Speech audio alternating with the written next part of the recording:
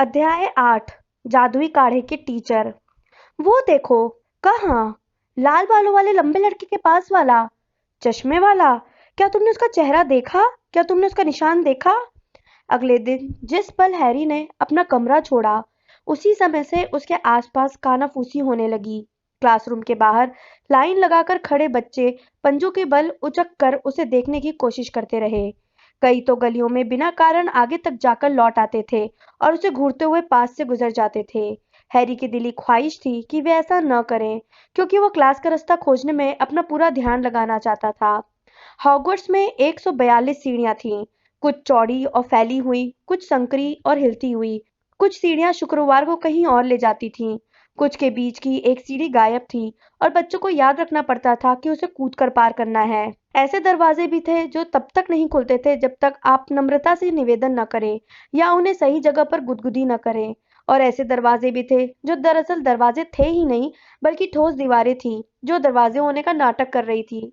यह याद रखना बहुत मुश्किल था कि कौन सी चीज कहाँ थी, क्योंकि हर चीज इधर से उधर घूमती रहती थी। तस्वीरों के अंदर के लोग एक दूसरे से मिलने आते जाते रहते थे और हैरी को पूरा विश्वास था कि सजावटी जिरह बख्तर चल सकते थे। भूतों से भी कोई मदद नहीं मिलती थी। जब कोई भूत अचानक उस दरवाजे से तैरता हुआ आता था जिसे आप खोलने की कोशिश कर रहे हो, तो इससे बहुत ज्यादा सदमा लगता था। लगभग सिरकटा निक हमेशा गुरुद्वार के नए विद्यार्थियों को खुशी खुशी सही दिशा बता देता था। पर अगर आपको क्लास के लिए देर हो रही हो और पील्स नाम का भूत रास्ते में मिल जाए, तो वह 2 तालाबंद दरवाजों और एक चालाक सीढ़ी के बराबर था। वो आपके सिर पर रद्दी कागज की टोकरी उड़ेल देता था, पैरों के नीचे से कालीन खींच लेता था, चौक के टुकड़े फेंक कर मारता था, या फिर आपके पीछे अदृश्य होकर आता था, आपकी नाक पकड़ लेता था और फिर जोर से चीखता था, तुम्हारी नक्कू मिल गई। अगर पीठ से बुरा कोई हो सकता था तो वह था चौकीदार आर्गस फिल्च। उससे हैरी और रॉन की पहली ही सुबह मुठभेड़ हो गई। फिल्च ने देखा कि वे एक दरवाजे को जबरदस्ती खोलकर अंदर घुसने की कोशिश कर रहे थे। दुर्भाग्य से वह दरवाजा तीसरी मंजिल के उस गलियारे में ले जाता था जहां जाना मना था। वह यह मानने के लिए तैयार ही नहीं था कि वे रास्ता भटक गए थे, और उसे पूरा विश्वास था कि वे जानबूझकर अंदर घुसने की कोशिश कर रहे थे। वह उन्हें तहखाने में बंद करने की धमकी दे रहा था, परंतु तभी वहां से गुजर रहे प्रोफेसर क्विरल ने उन्हें बचा लिया। फिल्च के पास एक बिल्ली भी थी जिसका नाम था मिसेस नॉरिस, जो दुबली पतली और धूल के रंग की थी। फिल्च की तरह उसकी आंखें भी लैंप जैसी दिखती थी और बाहर को निकली हुई थी। वह अकेली गलियों की रखवाली करती थी। अगर उसके सामने कोई नियम तोड़ा, लाइन के बाहर एक भी कदम रखा, तो वह फौरन फिल्च के पास पहुंच जाती थी, जो 2 सेकंड बाद ही हांफता हुआ टपक पड़ता था।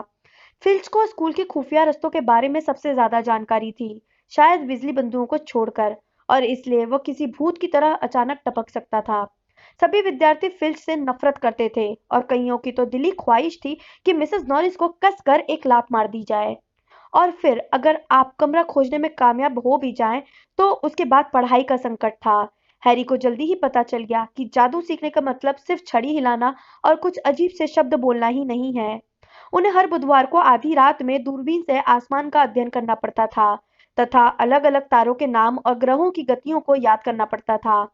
सप्ताह में 3 बार वे महल के पीछे वाले ग्रीन हाउस में जड़ी बूटियों का ज्ञान विषय का अध्ययन करते थे, जिसकी क्लास एक गोल मटोल नाटी जादूगरनी लेती थी जिनका नाम प्रोफेसर स्प्राउट था। यहाँ ही वे सीखते थे कि किस तरह विचित्र पौधों और फफूंदियों की देखरेख की जाए, और यह भी कि किस काम के लिए उनका उपयोग होता है। सबसे बोरिंग क्लास थी जादू का इतिहास। यह इकलौती ऐसी क्लास थी जिसे एक भूत पढ़ाता था। प्रोफेसर बिन्स सचमुच बहुत ही बूढ़े थे जब वे स्टाफ रूम की आग के सामने सो गए थे, और अगली सुबह जब वे जागे तो अपने शरीर को पीछे छोड़कर पढ़ाने चले गए। बिन्स बोलते थे, लगातार बोलते थे, जबकि विद्यार्थी नाम और तारीखें लिखते जाते थे तथा एम्ब्रिक द इविल और यूरिक द ऑडबॉल के नाम उलट पलट कर देते थे। सम्मोहन के टीचर प्रोफेसर फिल्टविक एक बौने से जादूगर थे जिन्हें अपनी डेस्क के पार देखने के लिए किताबों के ढेर पर खड़े होना पड़ता था। अपनी पहली क्लास की शुरुआत में उन्होंने रजिस्टर खोला, और जब वे हैरी के नाम पर पहुंचे तो उनके मुंह से रोमांच भरी चीख निकली और वे नजरों से ओझल हो गए। प्रोफेसर मैकगोनागल सबसे अलग थी। हैरी ने सही सोचा था कि वे ऐसी टीचर थी जिनसे पंगा नहीं लेना चाहिए। वे सख्त और बुद्धिमान थी तथा पहली क्लास में ही उन्होंने विद्यार्थियों को अच्छी तरह से समझा दिया।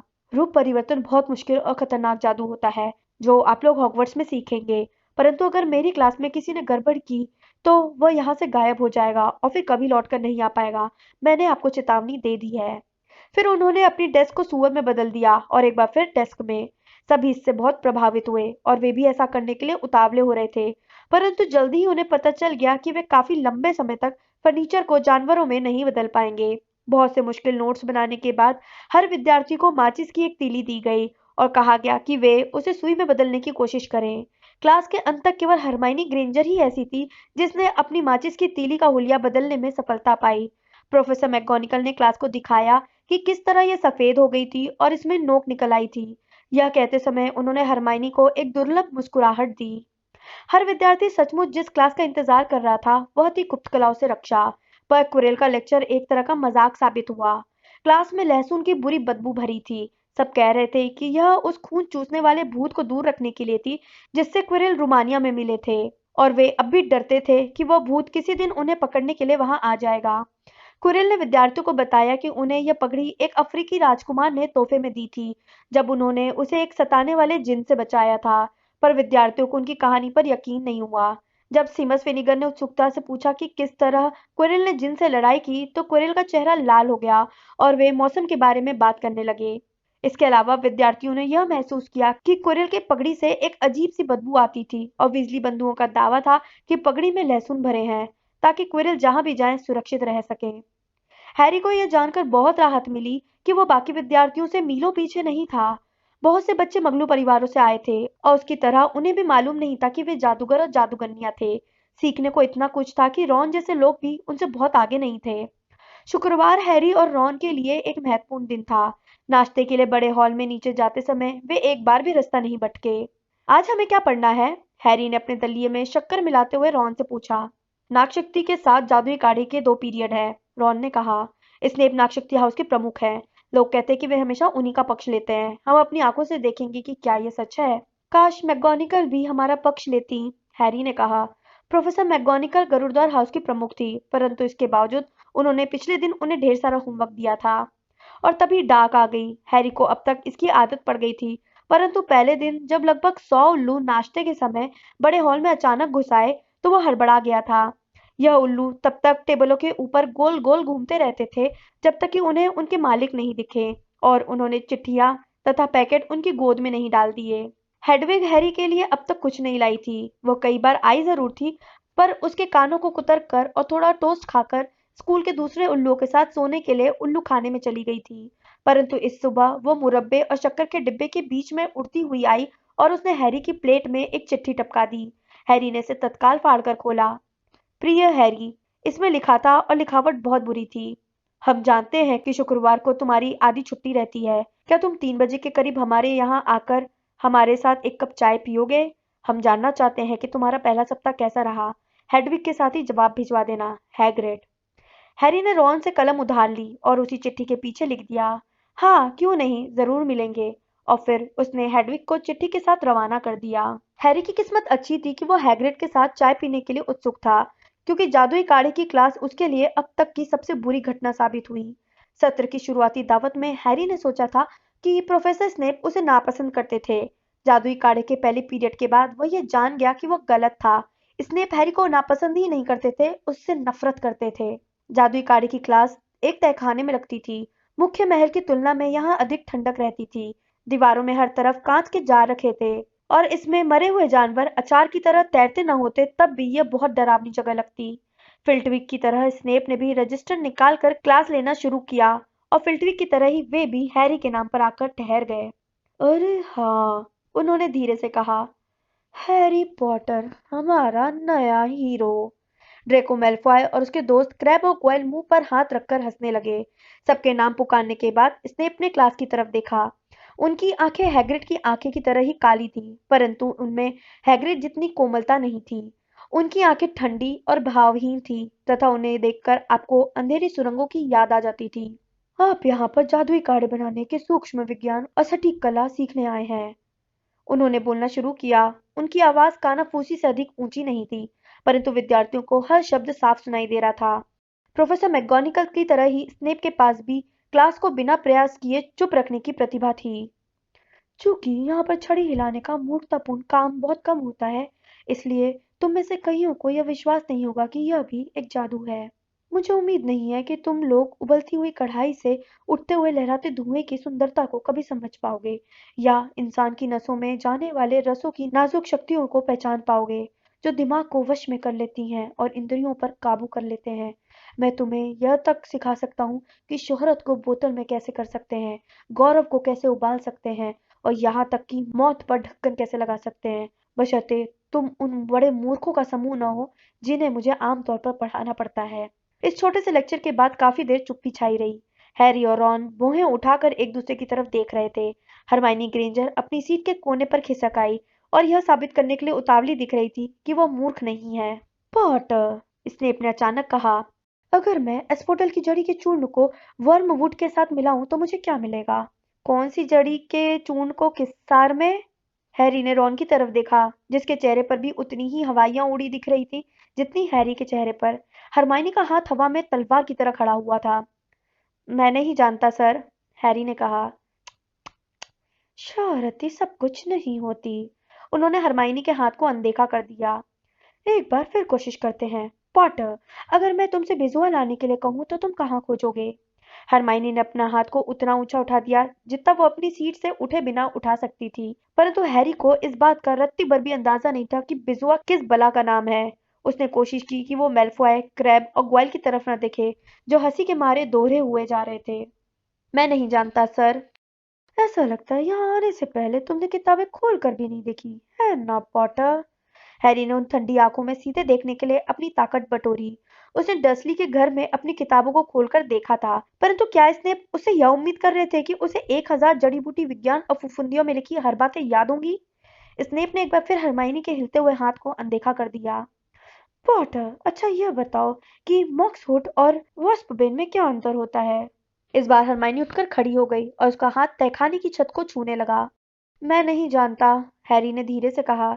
मुझे लगता है हरमाइनी जानती है, आप उसी से क्यों नहीं पूछ लेते? कुछ बच्चे हंस पड़े। हैरी की निगाह सीमस से मिली, जिसने आंख मारी। बहरहाल स्नेप इस बात से खुश नहीं हुए। उन्होंने हरमाइनी को डांटते हुए कहा, बैठ जाओ। और पॉटर, तुम्हारी जानकारी के लिए बता दूं कि एक्सफोडेल और वर्मवुड नींद का इतना शक्तिशाली काढ़ा बनाते हैं, इसे जिंदा मौत का घूंट कहा जाता है। बिजुआ एक पत्थर है जिसे बकरी के पेट से निकाला जाता है और यह ज्यादातर जहरों से बचाता है। जहाँ तक मॉक्सहुड और वॉस्पबेन का सवाल है, ये दोनों एक ही पौधे के नाम है जिसे एकोनाइट या वत्सनाप के नाम से भी जाना जाता है। तो तुम लोग इसे लिख क्यों नहीं रहे हो? अचानक चमड़े के कागज और कलमें निकलने की आवाजें आने लगी। इस आवाज के ऊपर से स्नेप ने कहा, और पॉटर, तुम्हारी बदतमीजी के लिए गरुड़द्वार का 1 पॉइंट काट लिया जाएगा। जादुई काढ़े की क्लास अब आगे बढ़ी, तब भी गरुड़द्वार की स्थिति में कोई सुधार नहीं हुआ। स्नेप ने उनकी जोड़ियां बना दी और उन्हें छाले ठीक करने वाला एक आसान सा जादुई काढ़ा बनाने का काम दे दिया। स्नेप अपने लंबे काले चोगे में चारों तरफ घूम कर देख रहे थे कि वे सूखी हुई बिच्छू बूटी और सांप के जहरीले दांत के चूर्ण को किस तरह से तौल रहे हैं। मेल्फॉय को छोड़कर उन्होंने हर एक की आलोचना की। ऐसा लग रहा था जैसे वे मेल्फॉय को पसंद करने लगे थे। जब वे सबको ये बता रहे थे कि मेल्फॉय ने अपने सींग वाले घोंघों को कितनी अच्छी तरह से उबाला था, तभी एसिड के हरे धुएं का बादल उठा और कमरे में एक सनसनाती हुई आवाज भर गई। नेविल ने न जाने कैसे सीमस की कढ़ाई को एक मुड़े हुए गोले में बदल दिया था, और कढ़ाई में भरा काढ़ा पत्थर के फर्श पर बिखर रहा था और लोगों के जूतों में छेद कर रहा था। कुछ ही पल में पूरी क्लास अपने स्टूलों पर खड़ी थी, जबकि नेविल, जो कढ़ाई के गिरते समय उस खाड़े में नहा गया था, दर्द से कराह रहा था क्योंकि उसके हाथ और पैर पर हर जगह लाल फोड़े हो गए थे। मूर्ख लड़के, स्नेप ने गुर्राते हुए कहा और अपनी छड़ी को एक बार घुमाकर फैले हुए काढ़े को साफ किया। मुझे लगता है तुमने कढ़ाई को आग पर से उतारने से पहले ही इसमें स्याही के कांटे मिला दिए होंगे। नेविल बिलख रहा था और अब फोड़े उसकी नाक के चारों तरफ उभरने लगे थे। उसे हॉस्पिटल ले जाओ, स्नेप ने सीमस से गुस्से से कहा। फिर वे हैरी और रॉन की तरफ मुड़े, जो नेविल के पास वाली टेबल पर काम कर रहे थे। और पॉटर, तुमने उसे क्यों नहीं बताया कि उस समय कांटे नहीं मिलाना चाहिए? तुम्हें ऐसा लगा होगा कि अगर वो गलती कर देगा तो तुम्हारा काम ज्यादा आसान दिखेगा, है ना? पॉटर, तुमने गुरुद्वार का एक और पॉइंट कम कर दिया है। यह सरासर अन्याय था और हैरी ने बहस करने के लिए अपना मुंह खोला, परंतु रॉन ने कढ़ाई के पीछे से उसे पैर मारा। बात को आगे मत बढ़ाओ, वो बुदबुदाया। मैंने सुना है कि स्नेप बहुत बुरे हो सकते हैं। जब वे लोग 1 घंटे बाद तहखाने की सीढ़ियों से ऊपर चढ़ रहे थे, तो हैरी का दिमाग तेजी से घूम रहा था और उसका उत्साह बिल्कुल ठंडा पड़ चुका था। पहले ही सप्ताह में उसने गुरुद्वार के 2 पॉइंट गवा दिए थे। स्नेप उससे इतनी नफरत क्यों करते थे? दिल पर मत लो, रॉन ने कहा। स्नेप हमेशा फ्रेड और जॉर्ज के भी पॉइंट काटते रहते हैं। क्या मैं तुम्हारे साथ चलकर हैग्रिड से मिल सकता हूँ? 3 बजने में 5 मिनट पर वे लोग महल से निकले और मैदान के पार चल दिए। हैग्रिड अंधेरे जंगल के कोने पर लकड़ी के एक छोटे से घर में रहता था। सामने वाले दरवाजे के बाहर एक धनुष और जूते की जोड़ी रखी थी। जब हैरी ने दरवाजा खटखटाया तो उन्हें अंदर से जबरदस्त उथल-पुथल की आवाज सुनाई दी। साथ में कुत्ते के कई बार भौंकने की तेज आवाज भी आई। फिर हैग्रिड की आवाज गूंजी, पीछे हटो फैंग, पीछे। जब हैग्रिड ने दरवाजा खोलकर झांका तो उन्हें दरार में से उसका बड़ा और बालों भरा चेहरा दिखा। रुक जाओ, उसने कहा, पीछे हटो फैंग। उनके अंदर आते समय वह बोअरहाउंड नस्ल के एक विशाल काले कुत्ते का पट्टा पकड़ने की कोशिश कर रहा था। अंदर केवल एक ही कमरा था। छत से सूअर का सूखा गोश्त और जंगली मुर्गियां लटक रही थी। खुली आग पर एक तांबे की केतली उबल रही थी। एक कोने में एक बड़ा सा बिस्तर था जिस पर पैबंद लगा गद्दा डाला था। आराम से बैठो, हैग्रिड ने कहा और फैंग को छोड़ दिया, जो सीधे रॉन की तरफ लपका और उसके कान चाटने लगा। जाहिर था हैग्रिड की तरह फैंग भी उतना खूंखार नहीं था जितना कि दिखता था। यह रॉन है, हैरी ने हैग्रिड को बताया, जो चाय की बड़ी केतली में उबलता हुआ पानी डाल रहा था और एक प्लेट में रॉक केक रख रहा था। एक और वीजली है, हैग्रिड ने रॉन के चकत्तों की तरफ देखते हुए कहा। हमारी आधी जिंदगी तुम्हारे जुड़वा भाइयों को जंगल से दूर भगाते भगाते गुजरी है। रॉक केक ने उनके दांतों को लगभग तोड़ दिया, परंतु हैरी और रॉन ने ऐसा नाटक किया जैसे उन्हें सचमुच ये अच्छे लग रहे हों। फिर उन्होंने हैग्रिड को अपनी क्लासों के बारे में बताया। फैंग ने हैरी के घुटने पर अपना सिर टिका लिया और उसके कपड़ों पर लार टपकाने लगा। जब हैग्रिड ने फिल्च को बुड्ढा खूसट कहा तो हैरी और रॉन बेहद खुश हुए। और जहां तक उस बिल्ली मिसेस नॉरिस का सवाल है, हमारी इच्छा है कि हम किसी दिन उसकी मुलाकात फैंग से करवा दें। तुम तो जानते ही हो, जब भी हम स्कूल जाते हैं वह हर जगह हमारे पीछे पीछे चली आती है। हम उससे पीछा नहीं छुड़ा पाते। फिल्च ने उसे इस काम पर लगा रखा है। हैरी ने हैग्रिड को स्नेप की क्लास के बारे में बताया। रॉन की तरह हैग्रिड ने भी हैरी को समझाया कि वो इसकी चिंता न करे, क्योंकि स्नेप सभी विद्यार्थियों से चिढ़ते थे। परंतु ऐसा लगता है जैसे वे सचमुच मुझसे नफरत करते हैं। बकवास, हैग्रिड ने कहा। वे ऐसा क्यों करेंगे? परंतु हैरी ने देख लिया कि यह बोलते समय हैग्रिड ने उससे नजरें चुरा ली थीं। और तुम्हारे भाई चार्ली का क्या हालचाल है? हैग्रिड ने रॉन से पूछा। हमें वो बहुत पसंद था। जानवरों के मामले में उसका मुकाबला नहीं था। हैरी सोचने लगा कि कहीं हैग्रिड ने जानबूझकर तो विषय नहीं बदल दिया। जब रॉन हैग्रिड को चार्ली और ड्रैगनों के उसके काम के बारे में बता रहा था तो हैरी ने कागज का वह टुकड़ा उठा लिया जो टिकोजी के नीचे टेबल पर पड़ा था। यह दैनिक जादूगर की कटिंग थी। ग्रीनगॉट में घुसपैठ की ताजा जानकारी। 31 जुलाई को ग्रीनगॉट में हुई घुसपैठ के बारे में जांच चल रही है, जिसके बारे में लोगों का मानना है कि यह अज्ञात शैतानी जादूगर या जादूगरनियों का काम है। ग्रीनगॉट के पिशाचों ने आज दावे से कहा है कि कुछ भी चोरी नहीं किया गया है। जिस तिजोरी को तोड़ा गया था उसे दरअसल उसी दिन पहले ही खाली कर लिया गया था, परंतु हम आपको यह नहीं बताएंगे कि उसमें क्या था। इसलिए फटे में टांग मत डालो, वरना इसका अंजाम आपके लिए अच्छा नहीं होगा, ग्रीनगॉट के पिशाच प्रवक्ता ने आज दोपहर को कहा। हैरी को याद आया कि रॉन ने उसे ट्रेन में बताया था कि किसी ने ग्रीनगॉट को लूटने की कोशिश की थी, परंतु रॉन ने तारीख नहीं बताई थी। हैग्रिड, हैरी ने कहा, ग्रीनगॉट में घुसपैठ मेरे जन्मदिन पर हुई थी। हो सकता है यह उसी समय हो रही हो जब हम लोग वहां पर थे। इस बारे में कोई संदेह नहीं था कि इस बार हैग्रिड ने हैरी से नजरें बिल्कुल नहीं मिलाई, बल्कि घुरघुराते हुए उसकी तरफ एक और रॉक केक बढ़ा दिया। हैरी ने एक बार फिर समाचार पढ़ा। जिस तिजोरी को तोड़ा गया था उसे दरअसल उसी दिन पहले ही खाली कर लिया गया था। हैग्रिड ने तिजोरी नंबर 713 को खाली किया था। अगर आप उसे खाली करना कहें, यानी कि उस गंदे से छोटे से पैकेट को बाहर निकालना। क्या चोरों को उसी पैकेट की तलाश थी? जब हैरी और रॉन डिनर के लिए महल की तरफ जा रहे थे तो उनकी जेबों में रॉक केक का वजन था, जिन्हें लेने से वे झिझक के कारण मना नहीं कर पाए थे। हैरी ने सोचा कि उसकी क्लासों में उसे सोचने का इतना समय नहीं मिला था जितना उसे हैग्रिड के साथ चाय पीने में मिला था। क्या हैग्रिड ने वो पैकेट सही समय पर निकाल लिया था? वह पैकेट अब कहाँ है? और क्या हैग्रिड स्नेप के बारे में ऐसा कुछ जानता था जो वह हैरी को बताना नहीं चाहता था?